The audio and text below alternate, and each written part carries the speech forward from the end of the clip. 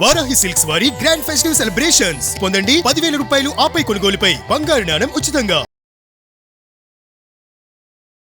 నమస్తే, welcome to Suman TV. నేను మీ సాయి భైరి. సాధారణంగా మన నోట్లో ఉండేటువంటి పన్ను ఏదైనా పుచ్చిపోతే చాలామంది లైట్ తీసుకుంటారు. కానీ ఆ పన్ను పుచ్చిపోతే మనిషి ప్రాణానికి కూడా ఎఫెక్ట్ అయ్యేటువంటి అవకాశం ఉందా లేదా? పన్నులో ఏర్పడేటువంటి ఈ యొక్క అనారోగ్య సమస్యలు మనిషి జీవితాన్ని ఎంతవరకు ప్రభావితం చేస్తాయో మనం తెలుసుకునేటువంటి ప్రయత్నం చేద్దాం. మనతో పాటు డాక్టర్ చరణ్ కుమార్ గారు జాయిన్ అవుతున్నారు. సార్ నమస్తే సార్. వెరీ గుడ్ మార్నింగ్ అండి.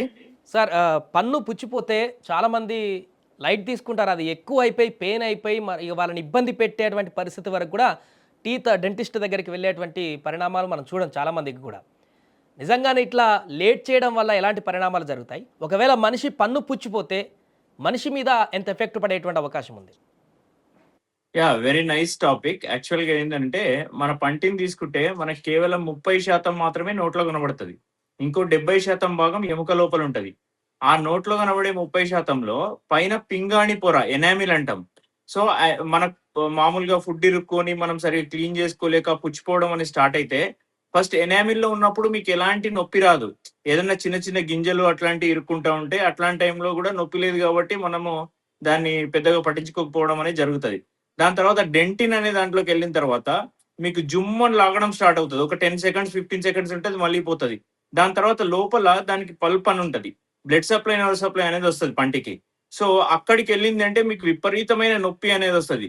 అప్పుడు మనము రూట్ కెనాల్ ట్రీట్మెంట్ అట్లాంటివి చేయాలి. అట్లాంటి టైంలో కూడా మనం ఎలాంటి రెస్పాన్స్ తీసుకోలేదు, ఏదో మెడికల్ షాప్‌లో టాబ్లెట్ తీసుకొని ఏసుకున్నాము అంటే, మళ్ళీ కొన్ని రోజులకి అది యాబ్సెస్‌గా ఫార్మ్ అయితది. అంటే కింద చీమ్ పడతదన్నట్టు. సో, అప్పుడు కొన్ని సందర్భాల్లో పన్ను తీసేయాల్సి కూడా రావచ్చు. పన్ను తీసేస్తే మళ్ళీ మనం ఆర్టిఫిషియల్ టీత్‌కెళ్ళాల్సొస్తది. అంతేగాకుండా ఈ పంటికి proper blood supply and nerve supply ఉంటది. దాంతోటి ఉపయోగం ఏంది అనంటే, మనం ఫర్ ఎగ్జాంపుల్ ఒక బ్రెడ్ తింటున్నాం అనుకోండి, దానికి ఎంత ఫోర్స్ కావాలో అంతే ఫోర్స్ మనం అప్లై చేస్తాం నమలడానికి. అదే ఒక పల్లి చిక్కీనో లేదో వేరే గట్టి వస్తువులు తింటుంటే దానికి ఎక్కువ ఫోర్స్ పెడతాం.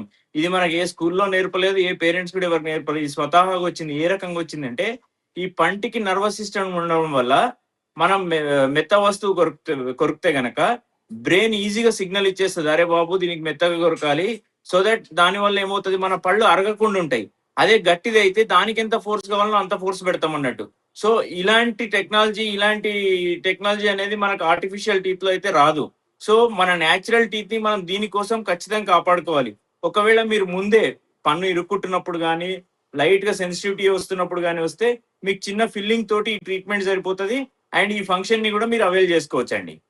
అప్పుడు చాలామందికి ఆ నర్వు పెయిన్ వచ్చి బ్రెయిన్‌కి కూడా తలకాయకి కూడా హెడ్‌ఏక్ అనిపిస్తుంది అంటారు చాలామంది.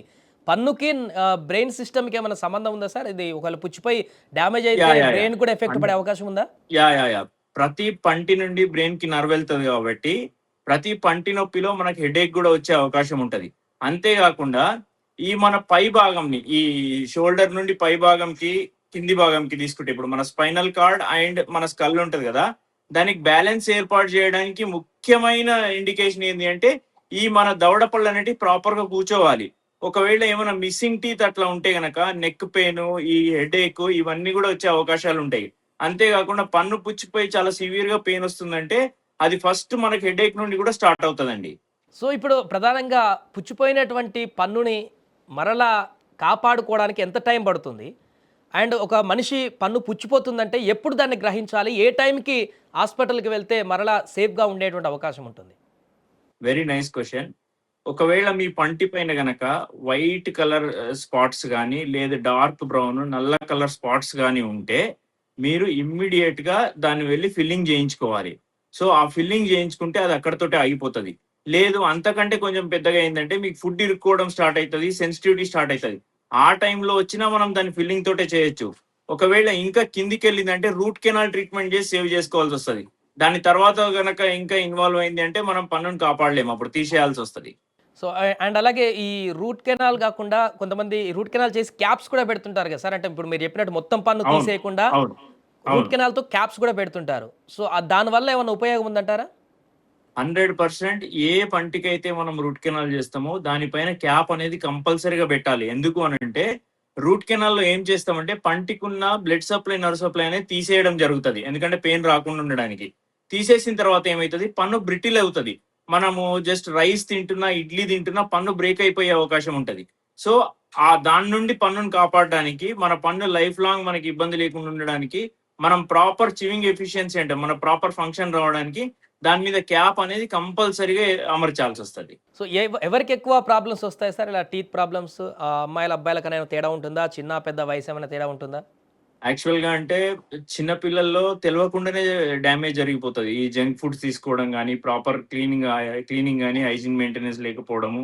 లేదు, అడల్ట్స్‌లో వచ్చిన తర్వాత ఈ షుగరీ డ్రింక్స్ ఎక్కువ తీసుకోవడం వల్ల, లేదంటే sugary foods, mid meal snacks అట్లాంటివి తీసుకోవడం వల్ల, లేదు మనం హైజీన్ సరిగ్గా మెయింటైన్ చేయట్లేదు. ఏం తిన్నా గూడా తిన్న తర్వాత బాగా నోట్లో వాటర్ ఏసుకొని పుక్కరించుకొని ఉమ్మాలి. మార్నింగ్, నైట్ కంపల్సరీ బ్రష్ చేసి పడుకోండి. ఇప్పుడు ఏమవుతుందంటే నైట్ ఏదో తినేసినాము అట్లనే పళ్ళలో ఇరికింది అని అంటే అది స్లోగా పంటిని డ్యామేజ్ చేస్తది. మనకు తెలీదు. మనకు సిమ్టమ్ వచ్చేసరికి చాలా టైం పడతది. సో అప్పటికి డ్యామేజ్ జరిగిపోతది. సో ప్రాపర్ ఓరల్ హైజీన్, ఇప్పుడు ఇక్కడ తినడం అనేది ఇబ్బంది అస్సలు కాదు. మనం ఏ రకంగా మన ఓరల్ హైజీన్‌ని మెయింటైన్ చేస్తున్నాం అనేది అసలైన ఫ్యాక్టర్. ఇప్పుడు రోజుకు మీరు చెప్పినట్టు మార్నింగ్, ఈవినింగ్ 2 సార్లు బ్రష్ చేసుకుంటే కూడా చాలామందికి ఒక అపోహ ఉంటుంది. అవి అరిగిపోతాయి పళ్ళు ఎక్కువ బ్రష్ చేస్తే 2 టైమ్స్ అనంటే ఇంకా ఎక్కువ అరిగిపోతాయి అనేటువంటి అది ఉంటుంది. అట్లాంటిదేమైనా ఉంటదా సార్? పళ్ళు అరిగిపోవడానికి గల కారణం ఏముంటదంటే, మనం ఎలాంటి బ్రష్ వాడుతున్నామో, ఎంత ఫోర్స్ ఏసి బ్రష్ చేస్తున్నాం అనేది. బ్రషింగ్ టెక్నిక్ అనేది చాలా ఇంపార్టెంట్. మనం ఏం చేస్తాం, రైట్ హ్యాండ్ తోటి ఒకటే సైడ్ లాగుతా ఉంటాం.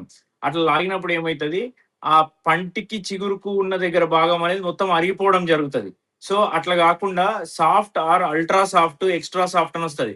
బ్రష్ కొనేటప్పుడు బ్రష్ బ్యాక్ సైడ్ తిప్పి చూడండి, దాని పైన రాసి ఉంటది. అక్కడ అల్ట్రా సాఫ్ట్ అని రాసి ఉన్న బ్రష్‌లే తీసుకోండి. దానివల్ల పళ్ళనేది అరగదు. మీరు రోజుకు 2 సార్లు బ్రష్ చేయండి. Not more than 1 ½ to 2 minutes అంతే. అంతకంటే ఎక్కువ చేయొద్దు. అంతకంటే ఎక్కువ సేపు చేస్తే పళ్ళు తెల్లగవ్వడం అనేది, మొత్తము ఇరుక్కున్న ఫుడ్ అనేది పోతదనేది 100% రాంగ్. మీ పళ్ళకి ఇంకా ఎక్కువ డ్యామేజ్ జరుగుతదప్పుడు. ఈ పేస్ట్ గూడా ఎంత పెట్టుకోవాలనేది కూడా చాలా మందికి ఒక కన్‌ఫ్యూజన్. ఎందుకంటే యాహ్! యాడ్స్‌లలో యాహ్! ఇంత థిక్‌గా పెట్టి చూపిస్తారు బ్రష్ మీద. కొంతమంది అంత అవసరం లేదని చెప్తారు. అసలు ఎంత పేస్ట్ పెట్టుకొని బ్రష్ చేయొచ్చు?